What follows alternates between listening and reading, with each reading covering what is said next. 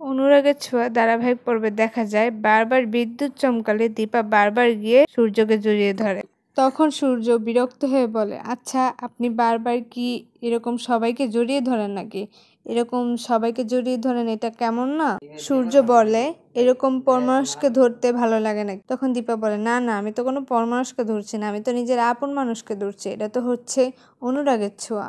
দীপা কি বলছে সূর্য কিছুই বুঝতে পারে না, সূর্যের মাথার উপর দিয়ে যায় সবকিছু। তখনই দীপা বলে, আমার খুব খিদে পেয়েছে, আর সামনেই দেখে ডাল চাল সবকিছু দেওয়া আছে। তখন দীপা বলে, চলেন আমরা রান্না করে খেয়ে নিই।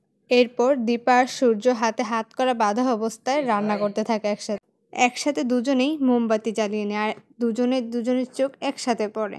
তখন সূর্যের মনে পড়ে আগের অনেক কিছুর কথা। এভাবেই তারা দুজন একসাথে রান্না করেছে, অনেকটা সময় কাটিয়েছে, অনেক বছর কাটিয়েছে, অনেক কিছুর স্মৃতি চোখে ভাসতে থাকে। হঠাৎ দীপার সূর্য কারো পায়ের শব্দ শুনতে পায়। কি আসছে এদিকে, গুন্ডাগুলো নয় তো? আড়ালে দীপার সূর্য লুকিয়ে যায়। তখনই তাদের হাতে একটা লাঠি নেয়, কিন্তু গুন্ডাগুলো নয়, একজন বৃদ্ধ লোক লাঠি হাতে নিয়ে বাড়ির ভিতরে ঢুকতে থাকে। বাড়ির মালিক সেই বৃদ্ধ লোক। দীপা আর সূর্যের হাতে হাত করা দেখে সেই বৃদ্ধ লোকটি খুবই চিন্তিত হয়ে যায় আর ভাবতে থাকে তারা দুজনকে আসামি। তখন দীপা সূর্যকে বলে, আপনারা জেল থেকে পালানো আসামি তাই না? আপনারা এখানে এসেছেন, আপনাদেরকে আমি এখনই পুলিশের হাতে ধরিয়ে দিব। তখন দীপা বলে, না না, আমরা জেল থেকে পালানো আসামি না, আমরা তো স্বামী স্ত্রী। তখন সূর্য না করতে যাবে, এমনই মধ্যে দীপা সূর্যকে বুঝায় যে কিছু সময়ের জন্য স্বামী স্ত্রীর অভিনয় করে। তারা দুজন স্বামী স্ত্রী। এই কথা শুনে তো বৃদ্ধ লোকটি খুবই খুশি হয় আর তাদেরকে এখানে থাকতে বলে, কারণ বৃদ্ধ লোকের বাসায় তেমন কেউ আসে না, তাই তারা খুবই খুশি। এরই মধ্যে বৃদ্ধ লোকটি জানি কাউকে ফোন করলো। অপর পাশে দেখা যায় যে কুন্তলা বৃদ্ধ লোকটির সাথে ফোনে কথা বলছে যে দীপার সূর্য এখানে আছে কিনা।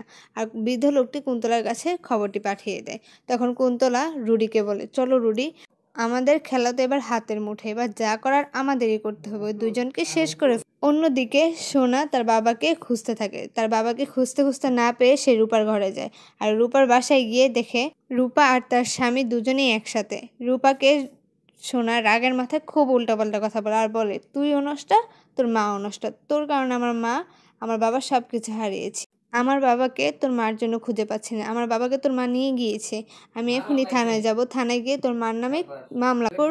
সোনা রেগে মেগে থানায় গিয়ে পুলিশকে বলে, আমার মা আমার বাবাকে কিডন্যাপ করেছে, আমি আমার মার নামে মামলা করতে চাই। তখন পুলিশ বলে, আপনার বাবা আপনার মা দুজনেই তো বিবাহিত, তারা একজন দাম্পত্য, আপনার কেন তাদের নামে মামলা করবেন, আমরা কেনই বা মামলাটা নিই। সোনা রেগে মেগে অন ডিউটি পুলিশ অফিসারের গায়ে হাত তুলে।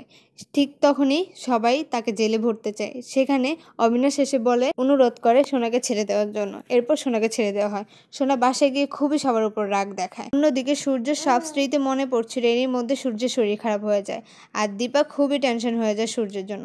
তো বন্ধুরা, তোমরা কি চাও? তোমরা চাও তো দীপার সূর্যের জন্য সমস্ত কথা মনে পড়ে যায়? অবশ্যই আমাকে কমেন্ট করে জানাবে। ধন্যবাদ।